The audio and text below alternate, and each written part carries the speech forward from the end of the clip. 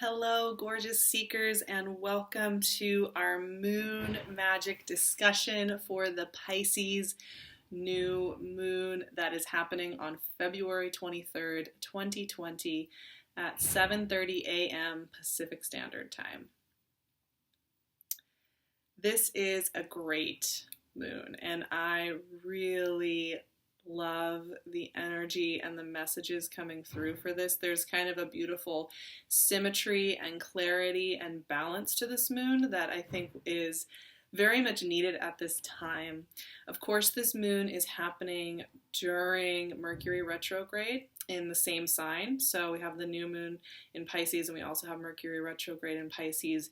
And I actually really like that because having all this energy in Pisces, all this energy in the final sign of the zodiac, it's very watery, very intuitive, very hidden energy sign, is allowing us to go to these really profound places, free up energy, do really imaginative, visionary work, and come out and through this time into really full flowering, really powerful, full flowering, and I love that so much. So I think Mercury retrograde is actually helping us to create that space around this moon in order to really hear and feel what it is bringing about for us, and that is a great thing. In this busy, fast-paced, linear-minded world, having a moon and a Mercury retrograde all in this Piscean energy brings us back to a state of being that is innate in us, that is really important, and actually is how we enjoy and love life in the most powerful of ways. If you haven't joined me on Patreon, I'm doing week by week Mercury retrograde conversations and exercises, and we just did an exercise this week about nervousness and tightness and how to question that. So if you're interested, I would love to see you over there, but let's get into this moon. It's not near Mercury retrograde, so even though that's happening in the sky, the moon's kind of doing its own thing, irrespective of that.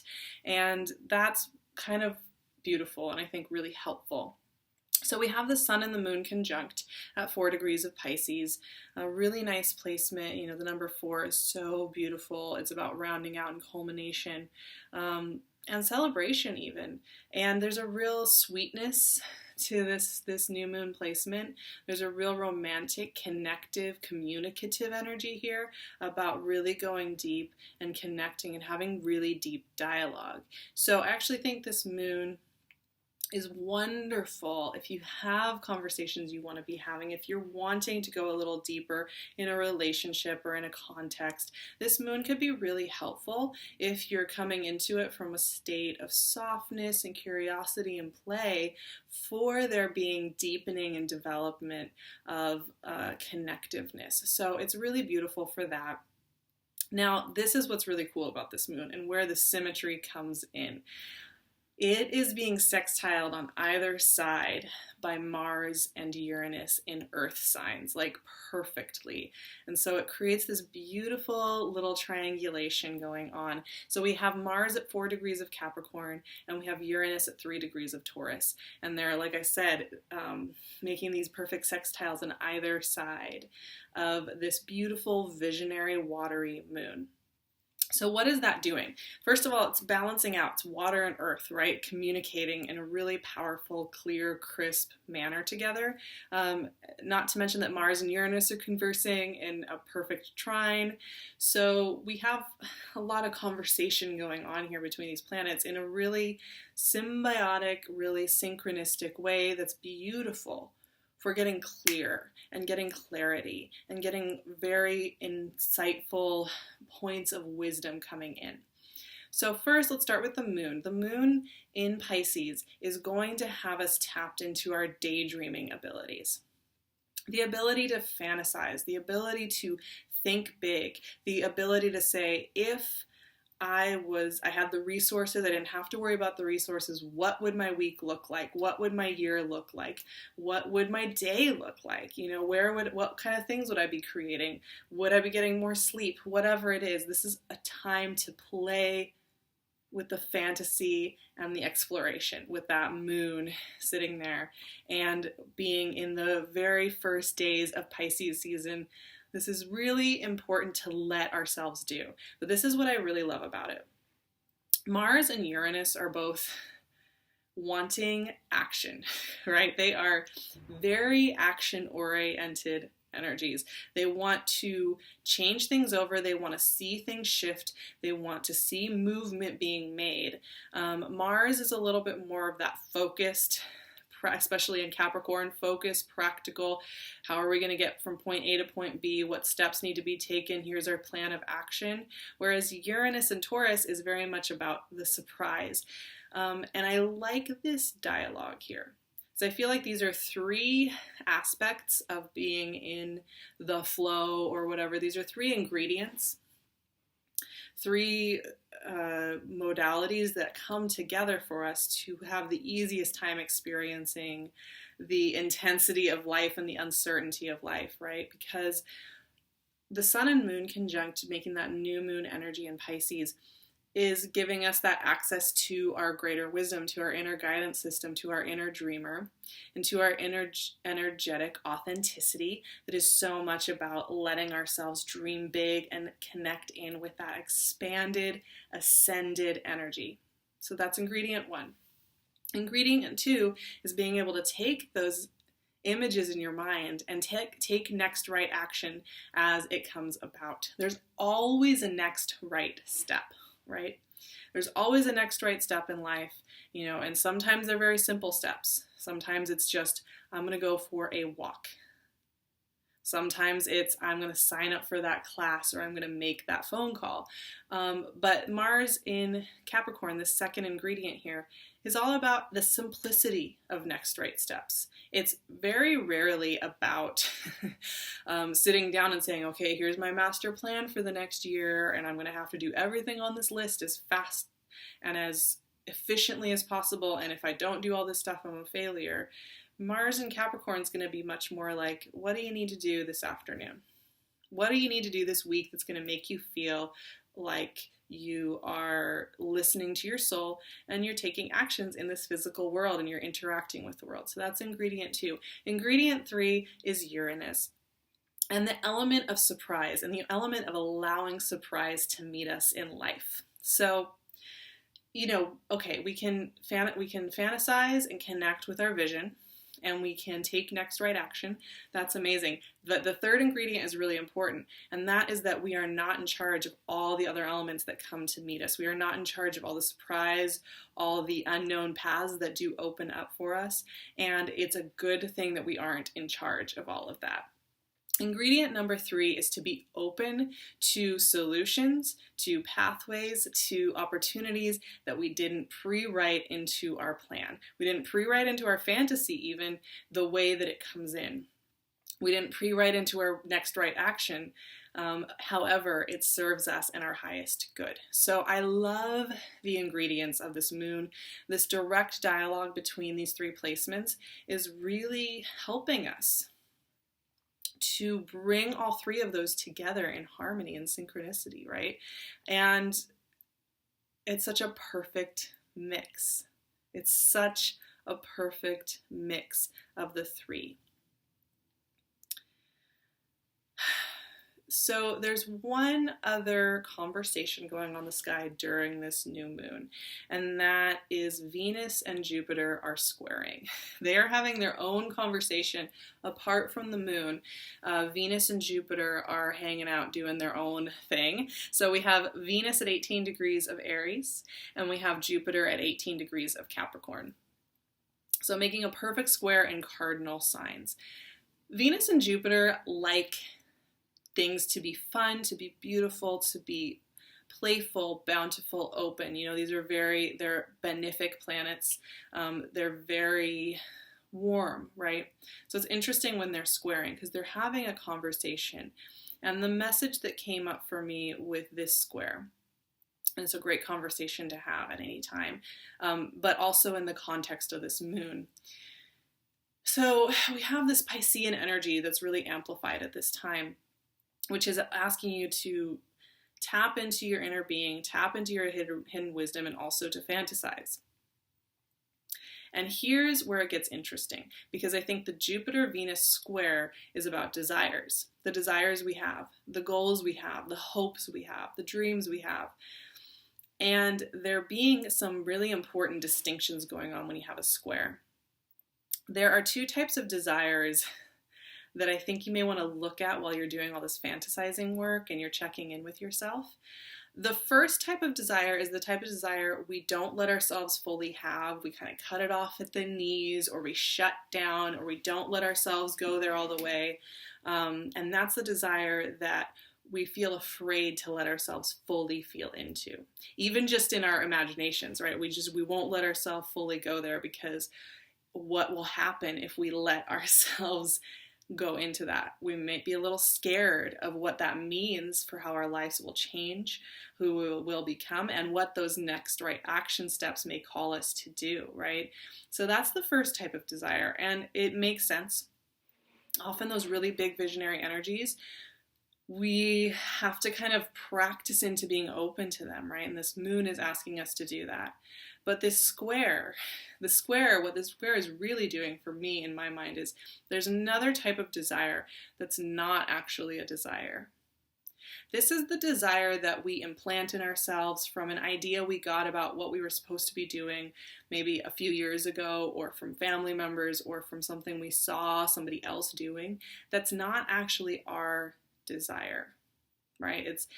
It's like we want it to be our desire. We want to do that project or that class or that lifestyle. We want to be able to do it. We look at it and we say, that's cool. It seems like it's working for those people. I should want it. But there's no willpower in it. There's no, not even willpower. There's no like heart and soul in it. There's none of that like feeling of just like, you know, whatever it takes, I'm going to get this to happen kind of feeling to it. It's kind of hollow, like you make yourself do it and then you just kind of feel heavy and slumpish.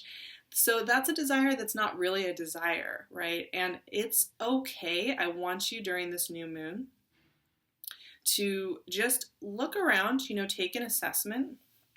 New moons are about planting new seeds, new intentions, sitting with ourselves in the dark and letting ourselves see in the dark, and just look around. Are there any goals? Are there any projects? Are there any versions of yourself that you've categorized yourself into that you're forcing yourself to kind of do, but you don't feel it? What would happen if you gave yourself permission to just let that go, right?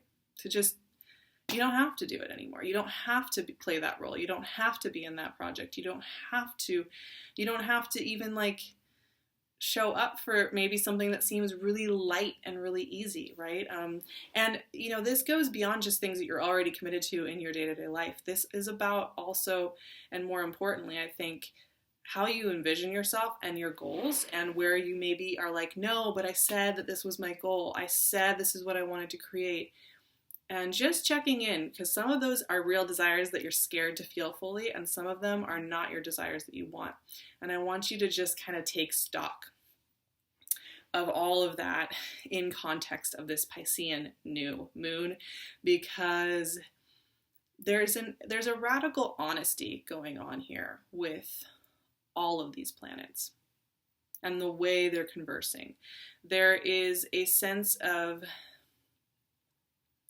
clarity and ease that comes when we let ourselves just hear what's going on behind the scenes. And while Mercury retrograde, sometimes people say, you know, you feel foggy during it. I don't actually think, it's not foggy at the soul level. It's foggy when it comes to all the BS of running around and looking busy and looking like you're making progress or you're making things happen. It's not, and because that's foggy, it forces you to focus on how you feel and how you are moving through the world, and is it working for you, especially where it's working right now in the sky. Is that working for you? Is that really speaking to you? Now, in light of all of this as well, like I mentioned, this is a very connective new moon. It's very much about really profound, deep conversation, radical honesty, vulnerability with those close to us. I make a distinction here with that note. There is a caveat there, which is radical honesty, vulnerability, great conversations, going deeper in relationships is definitely a theme. Just keep in mind that you're going to want to do that with people that you have established trust with, that you have an established sense of connection already with, people you can go and do that kind of experience with, and you know that no matter what comes up out of the conversation, there's support and growth there. Really important, especially during the tenderness of a moon cycle. And kind of just want to check in with that a little bit. Let's pull some cards here in light of everything we've just talked about. Another note that came up for me for this moon was also just, who are you beyond all the questioning and the doubt? Who are you if you let yourself have the fantasy? Okay, 3 cards came out, and I think we're going to stick with that today because these kind of fell out all at once. King of Swords, High Priestess, and 9 of Swords. Okay. This is so perfect. High Priestess is residing. She is residing. She is very Piscean. She's very much tied to the hidden. Pisces energy, that 12th house energy is associated with secret and the hidden. The unseen work we do, the energetic work we do, which is where all the good stuff in life sits. And it's really important. This moon is also reminding us that that's the kernel of it all, right? So High Priestess wisdom is going to be, what feels good, what feels like it fits with you. That means that what you are allowed to clear away things that are not sinking in with that. And that's where this King of Swords is actually really nice. I love this because I feel like King of Swords, the word for him is discernment. It's the ability to cut to the chase, to cut to the clear, true answer. And I actually think sometimes we think, oh, if I'm up in this like fantastical Piscean energy, this fantasy energy, this water energy, this ascended energy, I'm not going to be able to tell what's real or not. I'm not going to be able to tell what's a fantasy and what's reality. That is the shadow side of that energy. But I think that's just the shadow side, though. The true power of this Piscean energy is that it actually helps you get to the answer faster. But I think the caveat there is you have to be willing to hear it, because that divine wisdom, that wisdom that comes from your soul and from the depth of who you are, is a wisdom that will give you an answer, and it's always very simple. It's not going to be like, okay, well, this guy likes you, but, he's just going through this, and so he's going to take his time, and then maybe he'll call you later, because then it's going to be like, he's not for you. And so you're going to have to listen to that wisdom and that discernment. And it doesn't just have to do with relationships. Obviously, this can be anything, the type of projects you're doing, the type of lifestyle you're living, where you're living in the world. Anything can come through with these two working together. But I think you get discernment from this High Priestess energy. Now, I like this 9 of Swords in here because I will say this, and it's something that we talk about in the Mercury retrograde week 1 exercises that I have on Patreon. But Mercury retrograde, especially, this is the first, we're about a week into it, can cause anxiety, can cause fear, can cause the desire to overthink things and to control and to worry. And the 9 of Swords, whenever it shows up, it's like a recognition that, yes, this can be a state of being that you can feel coming up, where you feel a little worried and you feel a little blind. And I think there's a lot of power in just recognizing that that emotion is coming up and that it's there. Doesn't mean it's reality. It doesn't mean that it's the thing that gets to call the shots. It doesn't mean that it's in charge. It's just something that's there. And one thing I would suggest is to detach out from it a little bit and look at this fear. One, it can sometimes show you where you aren't happy with something at a true level, right? So it can show you where something is keeping you up at night and asking some deep questions. So that's one way.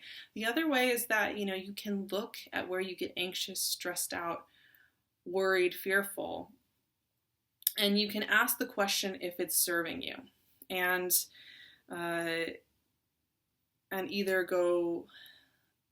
you can either choose to go deeper into it, or you can see that it's not serving you, right? So there's a big process going on here of discerning between what's a real desire of yours, where you're cutting off those true desires, and where you're letting yourself grow. I also think Nine of Swords can kind of come up when we've had some expansion, we've had some vulnerability, some going deeper.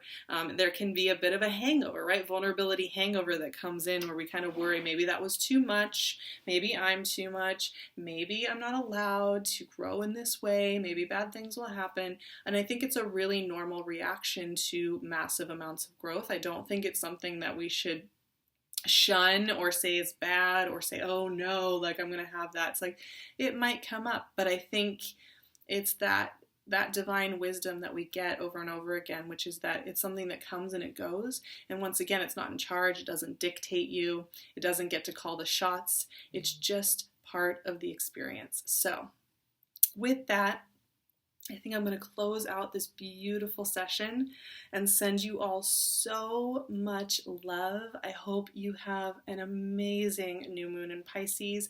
I will be doing a connective Pisces ritual on Patreon if you're interested in joining me. All the goodies are in the description box below. You can also find me on my website and on Instagram at SarahVerba. And of course, I'm wearing PinkLune's gorgeous jewelry. She made this necklace for me, and I think she's going to be making this for others, so keep an eye on her Etsy shop, which I'll also leave in the description box, and I will see you all so soon for March readings and for more moon magic and more excitement ahead. Sending you all so much love.